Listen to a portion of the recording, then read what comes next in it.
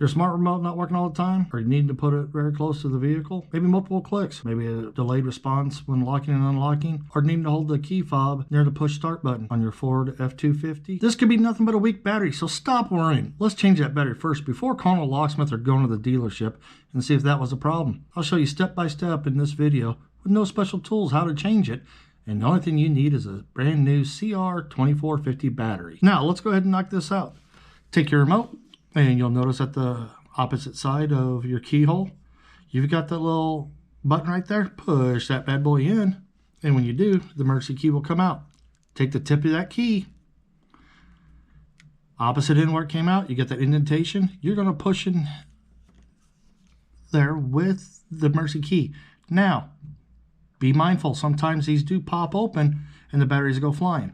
So you're going to take it, twist it, you got it in, twist it again. This one didn't come up all the way, so we're going to use our fingernail and gently pry the two halves apart, and you notice the battery wanted to come out. So dump that battery to the side.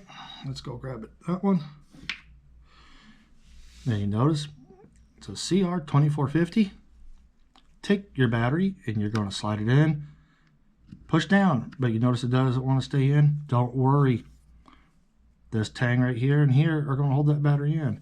Now you do have that little tip right here on that remote housing, so it needs to go in first. And then we're going to gently squeeze them together and it'll seat the battery in. Hey, if you found this helpful, like the video, leave a comment down below, and remember, let's stay safe down there.